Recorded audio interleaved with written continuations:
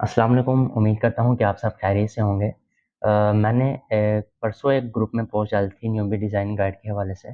तो शुरू में तो मुझे इतनी ज़्यादा एक्सपेक्टेशन नहीं थी या कि इतनी ज़्यादा क्वेरीज़ आएँगी, क्योंकि लास्ट टाइम भी मैंने 1-2 दफ़ा ग्रुप में इस तरह की पोस्ट की थी, लेकिन चंद एक लोगों ने ही मुझसे पूछा था।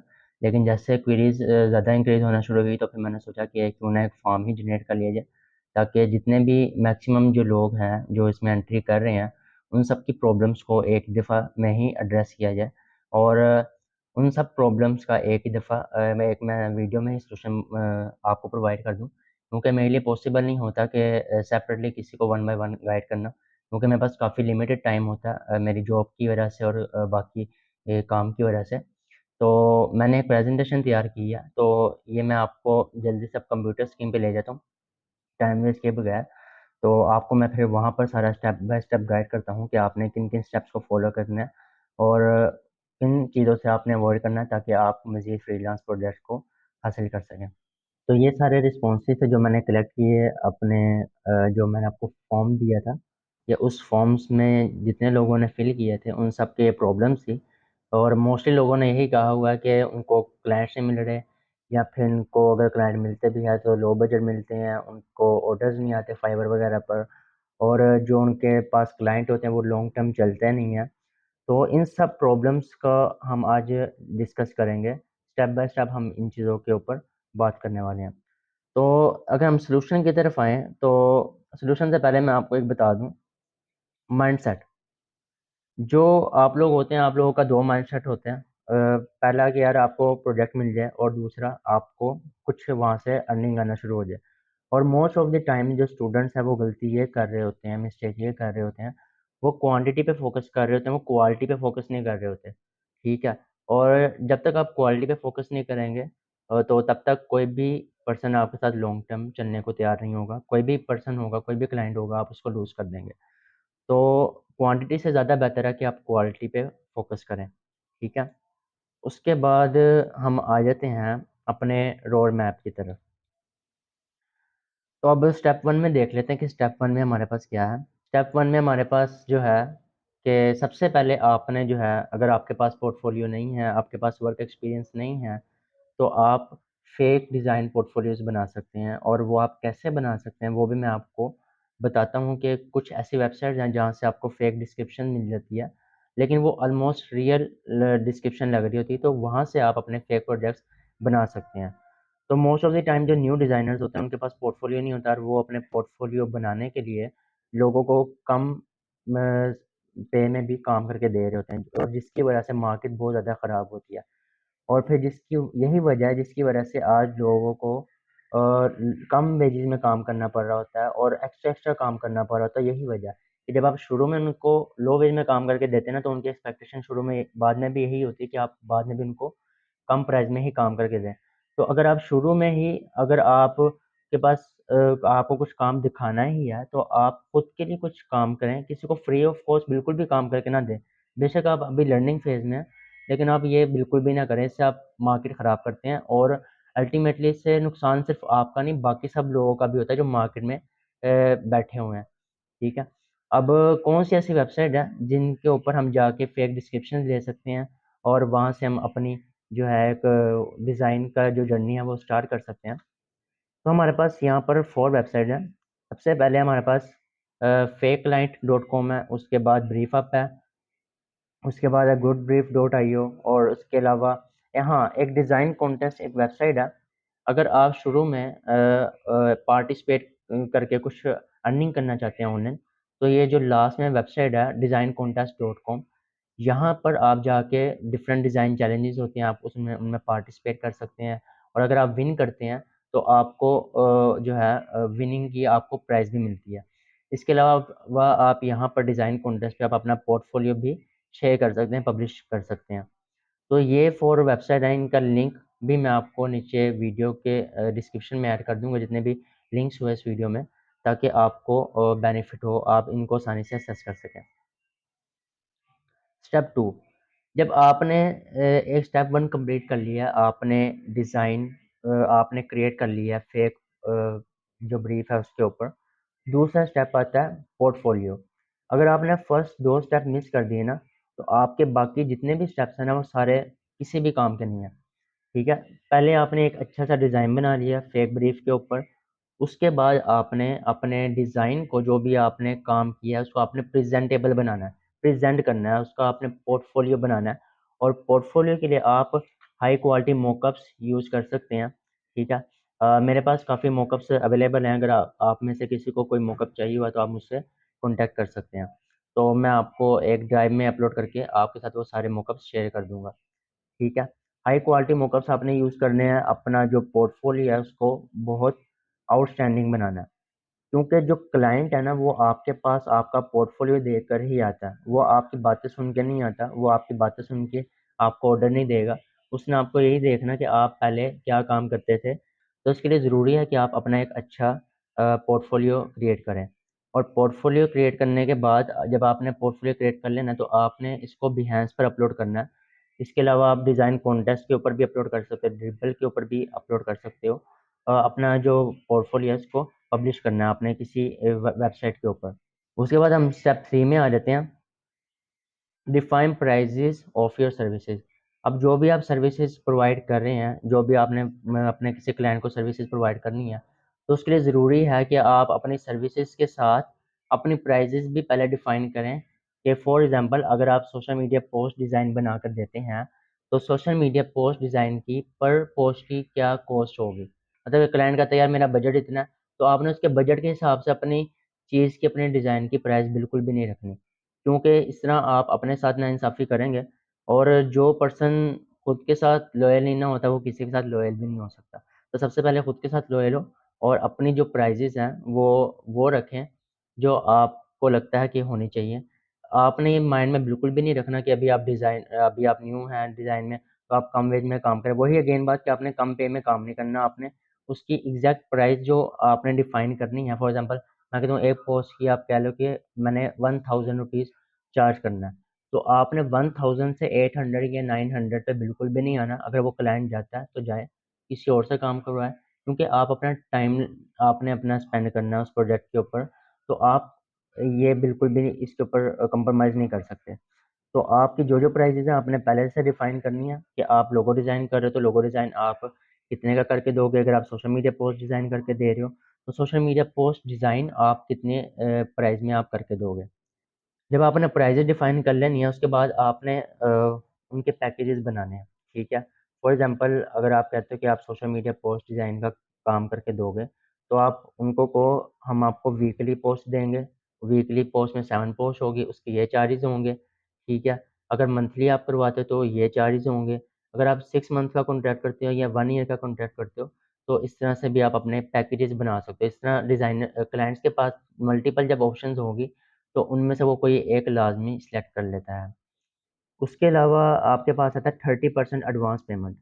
तो एडवांस पेमेंट आपने लाज़मी लेनी है, क्योंकि जब मोस्ट ऑफ द टाइम जो न्यू डिज़ाइनर्स होते हैं उनके साथ ये प्रॉब्लम आती है कि वो शुरू में काम तो करके देते हैं लेकिन बाद में उनको पे आउट नहीं मिलता उसका। और उन्होंने अपना काफ़ी टाइम स्पेंड किया होता है, काफ़ी अपनी एनर्जी लगाई होती है इस प्रोजेक्ट के ऊपर, और फिर बाद में काफ़ी डिसहर्ट होते हैं। और फिर जिसकी वजह से मोस्ट ऑफ द टाइम लोग इस फील्ड में आगे चल ही नहीं पाते, इस फील्ड को छोड़ देते हैं।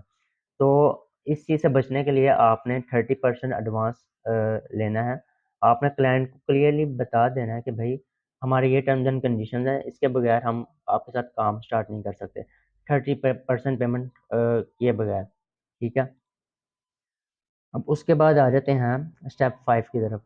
ये वही टर्म्स एंड कंडीशंस की बात होगी कि आपने सारे वो टर्म्स एंड कंडीशंस जो मैंने पार्ट 3 में सारे कवर कर दिए हैं, पैकेजेस के और आपके जो भी पेमेंट के टर्म्स एंड कंडीशंस होंगे। और इसके अलावा भी अगर आप कोई टर्म्स एंड कंडीशन अगर आप डिफ़ाइन करना चाहते हैं, तो आपने वो पहले से ही आपने डिफ़ाइन कर लेनी है। उसके बाद अब मेन चीज़ आती है client hunting to get projects. ठीक है? अब इसमें क्या है, सबसे पहले तो आपने इंडस्ट्री सिलेक्ट करनी है कि आपने किस किस्म की इंडस्ट्री के लिए काम करना है। ठीक है? इंडस्ट्रीज़ भी मैं आपको कुछ दिखा देता हूँ, मैंने यहाँ पर कुछ मेंशन किया। जैसे कि वो फूड इंडस्ट्री हो सकती है, वो रियल एस्टेट इंडस्ट्री हो सकती है, जिम एंड सप्लीमेंट्स की इंडस्ट्री हो सकती है, गेमिंग की हो सकती है, medical, fashion, computer, mobiles, ecommerce और यूट्यूबर्स। ठीक है? ये भी आजकल काफ़ी एक हॉट टॉपिक चल रहा है यूट्यूबर्स के लिए, उनको थंबनेल डिज़ाइनिंग का काम चाहिए होता है। तो आप अपनी सबसे पहले आप डिफ़ाइन कर लें कि आपने किस मार्केट के लिए किस इंडस्ट्री के लिए आपने काम करना है, क्योंकि हर इंडस्ट्री के लिए जो डिज़ाइन का जो पैटर्न होता है वो थोड़ा डिफरेंट होता है, डिज़ाइन टेक्निक्स थोड़ी डिफरेंट होती है। उसको आपको पहले स्टडी करना पड़ता है और फिर आपने उसके लिहाज से आपको काम करना पड़ता है। तो इंडस्ट्रीज़ आपने डिफ़ाइन कर लेनी है अपना क्लाइंट हंट करने से पहले। तो अब क्लाइंट हंट में जब हमने इंडस्ट्री चूज़ कर लेते हैं, तो उसके बाद आता है यूज़र पर्सोना, कि आपका जो आइडियल क्लाइंट है वो किस तरह का होगा, उसकी किस किस्म की नेचर होगी, ठीक है? यूज़र पर्सोना क्रिएट करने के लिए आप चैटजीपीटी को यूज़ कर सकते हैं। आप वहाँ पर सिंपली टाइप कर सकते हैं कि ये इंडस्ट्री है और ये मेरा टारगेट क्लाइंट है, तो इसके लिहाज से आपको एक यूज़र पर्सोना क्रिएट कर दे। जब तक आप अपने माइंड में अपने टारगेट ऑडियंस को नहीं रखेंगे ना, तो तब तक आपके लिए थोड़ा एक चैलेंजिंग होगा कि आपने अपने राइट क्लाइंट को किस तरह से डिफ़ाइन करना है। पहले आप अपना क्लाइंट डिफाइन करें, ठीक है? उसके बाद आप उसके ऊपर वर्किंग करें कि आपके क्लाइंट को क्या चीज़ पसंद हो सकती है, क्या चीज़ नहीं पसंद हो सकती। आप उसके लिहाज से एक कस्टम पैकेज बनाएँ। तो अगर आप इन स्टेप्स को फ़ॉलो करेंगे कोई भी स्टेप मिस किए बगैर, तो मैं उम्मीद करता हूँ कि आपको भी बहुत अच्छे और हाई पे क्लाइंट्स मिलेंगे और आपके भी लॉन्ग टर्म आप प्रोजेक्ट लेके चल सकते हैं। उसके बाद आ जाता है नंबर स्टेप, जो कि मैंने अभी आपको एक्सप्लेन कर दिया। नंबर 6, नंबर 7 पे हमारे पास है गेट ब्रीफ रिक्वायरमेंट। जब आप क्लाइंट को एंगेज कर लेते हैं और क्लाइंट से आपकी प्राइजेज़ भी जो है वो तय हो जाती है, तो उसके बाद प्रोजेक्ट स्टार्ट करने से पहले जो सबसे ज़्यादा पहले जो ज़रूरी है वो है उसकी ब्रीफ रिक्वायरमेंट, कि उसकी प्रोजेक्ट की डिटेल्स आपने उनसे लेनी है कि उसको किस किस्म की पोज़ पसंद है, उसको किस किस्म का डिज़ाइन पसंद करता है, किस किस्म का डिज़ाइन पसंद नहीं करता, उसके इंडस्ट्री के कॉम्पिटिटर्स कौन-कौन से हैं। कॉम्पिटिटर से आपको काफ़ी हेल्प मिलेगी उनकी इंडस्ट्री को अंडरस्टैंड करने में, उनका डिज़ाइन स्ट्रक्चर समझने में, कि उनकी फ़ील्ड के में जो उनके कॉम्पिटिटर्स हैं वो किस तरह के पोस्ट डिज़ाइन करके दे रहे हैं और किस तरह के उनके डिज़ाइन के एस्थेटिक्स होते हैं। तो ये सब चीज़ें आपने पहले से ले लेनी है, क्योंकि मोस्ट ऑफ़ द टाइम जो है लोगों को ये स्ट्रगल करनी पड़ती है कि उनके पास ब्रीफ रिक्वायरमेंट नहीं होती और फिर डिज़ाइन क्लाइंट को समझ में भी नहीं आ रही होती कि आप क्या काम करके दे रहे हो, ना आपको क्लाइंट की समझ में आ रही होती है कि क्लाइंट को क्या काम चाहिए। चेंजेज़ पे चेंजेज़ जब आती हैं तो फिर जो है आप फ्रस्ट्रेटेड हो जाते हैं अपने प्रोजेक्ट से। तो ये भी एक प्रॉब्लम है।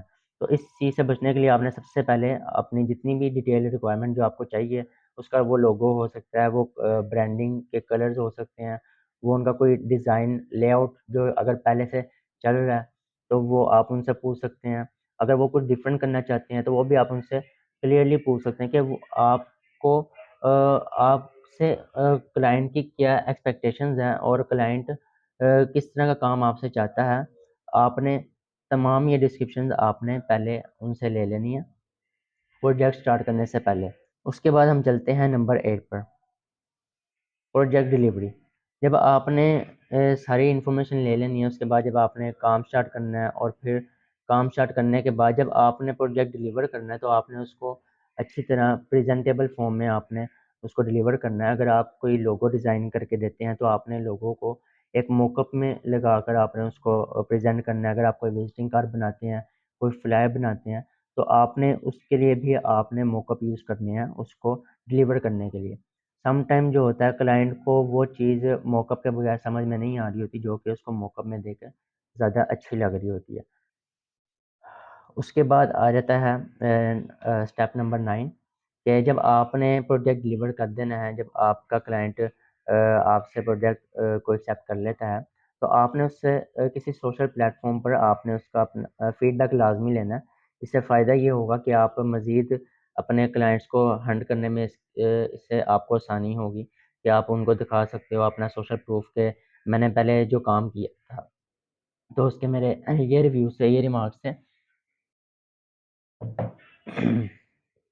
तो इस तरह से आप क्लाइंट का ट्रस्ट गेन कर सकते हैं, न्यू क्लाइंट्स को आप एंगेज कर सकते हैं। आप सिर्फ़ फ्रीलांसिंग प्लेटफ़ॉर्म जैसे कि अपवर्क हो गया, फाइवर हो गया, आप इनके ऊपर रिले नहीं कर सकते। आप इस तरह से लोकल क्लाइंट हंटिंग करके भी आप मल्टीपल प्रोजेक्ट्स को एक्वायर कर सकते हैं। उसके बाद नंबर 10 पर जो स्टेप आता है, ये मोस्ट ऑफ द टाइम ये लोग नहीं करते बिल्कुल भी। अ, जब आपने एक क्लाइंट का काम कर देते हो, आप पैसे ले लेते हो, क्लाइंट अपनी लाइफ में मसरूफ़ हो जाता है, आप अपनी लाइफ में मसरूफ़ हो जाते हो। लेकिन आप कभी ये एनालाइज़ नहीं करते कि ये जो क्लाइंट आया था, इससे हमने क्या सीखा? इस क्लाइंट से इस क्लाइंट का काम करते हुए हमें क्या-क्या प्रॉब्लम्स फेस करनी पड़ी और उन प्रॉब्लम्स को हम नेक्स्ट किस तरह से इम्प्रूव कर सकते हैं। अगर आप हर क्लाइंट से प्रोजेक्ट डील क्लोज़ करने के बाद, उनको डिलीवर करने के बाद, अगर आप एनालिसिस करें अपने तमाम प्रोसेस का स्टार्टिंग से लेकर एंड तक, तो आप बहुत ज़्यादा इम्प्रूव करेंगे अपनी चीज़ों में और आप बहुत ज़्यादा जल्दी ग्रो करेंगे। तो ये एनालिसिस बहुत ज़रूरी है ग्रोथ के लिए। और मज़ीद अगर जो न्यू क्लाइंट आता है, उनको आपने किस तरह से टैकल करना है, ये आपको उससे को टैकल करने में भी हेल्प करेगा। और लास्ट में आता है हमारे पास कम्युनिकेशन स्किल, जिसको मुझे वैसे फर्स्ट में रखना चाहिए था। कम्युनिकेशन स्किल आपकी बहुत मैटर करती है। अगर आप के पास कम्युनिकेशन स्किल नहीं है, तो आप इसको इम्प्रूव कर सकते हैं। बहुत सारे ऐसे चैनल्स हैं यूट्यूब पर, जहाँ से आप कम्युनिकेशन स्किल जो है वो अपनी इम्प्रूव कर सकते हैं, सीख सकते हैं। और वैसे भी जो कम्युनिकेशन स्किल है, वो आहिस्ता-आहिस्ता ही आती है। एक टाइम टेकिंग प्रोसेस है। जैसे आप न्यू-न्यू क्लाइंट से मिलेंगे, न्यू-न्यू एक्सपीरियंसेस आपको होंगे और फिर न्यू-न्यू एक्सपीरियंसेस से आपको बहुत कुछ सीखने को मिलेगा। तो ये थे कुछ स्टेप्स जिनको फ़ॉलो करते हुए आप अपने क्लाइंट्स को फाइंड कर सकते हैं और उनको सक्सेसफुल जो है अपना ऑर्डर डिलीवर कर सकते हैं और उनको जो है लॉन्ग टर्म में भी आप उनको लेके चल सकते हैं। अब लास्ट में मैं एक चीज़ आपके साथ शेयर करना चाहता हूँ, अगर आप में से कोई न्यू डिज़ाइनर्स हैं, जिन्होंने अभी बिल्कुल स्टार्ट किया है, तो उनको बिल्कुल भी आइडिया नहीं हो रहा था, वो रैंडमली यूट्यूब पर तो कभी किसी चैनल पे जा रहे होते हैं, कभी किसी चैनल पे जा रहे होते हैं, कभी कुछ सीख रहे होते हैं, कभी कुछ सीख रहे होते हैं। तो इस तरह वो काफ़ी कन्फ्यूज़ रहते हैं कि कोई पर्सन कोई बात कर रहा है, तो कोई पर्सन कोई बात कर रहा है। अगर आप न्यू हैं, बिगिनर हैं, तो मैं आपको ये सजेस्ट करूँगा कि आप किसी एक पर्सन को फ़ॉलो करें। आप मल्टीपल लोगों को फ़ॉलो करेंगे तो आप खुद भी कन्फ्यूज़ रहेंगे और आप अपना टाइम भी वेस्ट करेंगे। तो मैंने यहाँ पर कुछ 3 चैनल्स लिस्ट किए हैं। अगर आपने फ़ोटोशॉप सीखना है एडवांस लेवल का, बेसिक से लेकर एडवांस तक, पिक्स इम्परफेक्ट एक यूट्यूब चैनल है, आप यहाँ से सीख सकते हैं आसानी के साथ। ये बहुत अच्छे हाई क्वालिटी और डिटेल जो है ट्यूटोरियल्स बनाता है और ईज़ी टू अंडरस्टैंड होते हैं इसके ट्यूटोरियल्स। मैंने खुद पर्सनली इस चैनल से बहुत कुछ सीखा है। ये जितने भी चैनल्स मैंने यहाँ पर लिस्ट किए हैं, ये सारे मैं पर्सनल अपनी लर्निंग को इम्प्रूव करने के लिए आज भी मैं इनसे बहुत कुछ सीखता हूँ और जब मैंने अपना डिज़ाइन करियर स्टार्ट किया था, तब से मैं इनको फ़ॉलो कर रहा हूँ। और स्टोरी ग्राफ़िक्स आप यहाँ से इलिस्ट्रेटर सीख सकते हैं, ब्रांडिंग के हवाले से आप बहुत कुछ सीख सकते हैं, डिज़ाइन प्रिंसिपल्स का इन्होंने बहुत कुछ बताया हुआ है, आप डिज़ाइन प्रिंसिपल यहाँ से सीख सकते हैं। इसके अलावा अगर कुछ लोग अपने जिनको 1-2 साल फील्ड में हो चुके हैं, तो मैं उनको ये सजेस्ट करूँगा आप लिंडसे मार्श एक जो कि फ़ॉरेन कंट्री की एक यूट्यूबर है, आप इसको फ़ॉलो कर सकते हैं। ये ब्रांडिंग का काफ़ी अच्छा समझाती हैं। और जो हाइप पे जो प्रोडक्ट्स होते हैं वो ब्रांडिंग के ही होते हैं और ब्रांडिंग में आपकी सारी चीज़ें इंक्लूड होती हैं, logo, stationery, fly, brochure, banner, flex, ये सारी चीज़ें ब्रांडिंग में इंक्लूड होती हैं। तो आपका जो अल्टीमेटली जो गोल ये होना चाहिए कि आपने अपना एक तो पोर्टफोलियो बहुत बेहतरीन बनाना है और दूसरा आपने ब्रांड आइडेंटिटी डिज़ाइनर बनना है और ब्रांड आइडेंटिटी डिज़ाइनर बनने के लिए सबसे पहले आपने छोटे-छोटे स्टेप्स फ़ॉलो करने होते हैं। अगर कोई पर्सन कहता है कि उसे लोगो डिज़ाइनिंग में कोई प्रॉब्लम है, तो लोगो डिज़ाइनिंग नहीं आती, तो उसके लिए भी आप स्टोरी ग्राफ़िक्स को फ़ॉलो कर सकते हैं। इसके अलावा मज़ीद अगर मुझे कुछ चैनल्स मिले, तो वो मैं आपके साथ लाज़मी शेयर करूँगा। ये था आज का एक सेशन, जिसमें मैंने आपको बताया कि आप किस तरह से अपने क्लाइंट्स को पिच कर सकते हैं, किस तरह से आप अपना पोर्टफोलियो क्रिएट कर सकते हैं। आप किसी पर्सन का लो वेज में काम किए बगैर प्रोजेक्ट कैसे ले सकते हैं और उसके अलावा एक मैंने आपको बताया कि आप ऑनलाइन अगर आप अर्निंग करना चाहते हैं शुरू में, तो आप डिज़ाइन कॉन्टेस्ट में पार्टिसिपेट कर सकते हैं। ठीक है? तो ये सब चीज़ें जो मैंने आपको बताई हैं, आई होप कि इससे आपको कुछ ना कुछ सीखने को मिला होगा, कुछ ना कुछ फ़ायदा होगा। अगर अभी भी अगर आपके माइंड में कुछ क्वेश्चन हो, तो आप मुझसे डीएम करके आप मुझसे पूछ सकते हैं। अगर मैं आपको अपने बारे में थोड़ा बताऊँ, तो मैं तकरीबन 2017 से ग्राफ़िक डिज़ाइनिंग की फ़ील्ड में काम कर रहा हूँ और 2017 से लेकर अब तक मैंने मल्टीपल ऑर्गनाइज़ेशन में काम कर चुका हूँ। मैं कॉर्पोरेट एजेंसीज़ में, मार्केटिंग एजेंसीज़ में काम कर चुका हूँ, फ़ैशन ब्रांड्स के लिए काम कर चुका हूँ। इसके अलावा करंटली मैं अभी एक चाइना की एक मार्केटिंग एजेंसी है उसके साथ मैं रिमोटली काम कर रहा हूँ।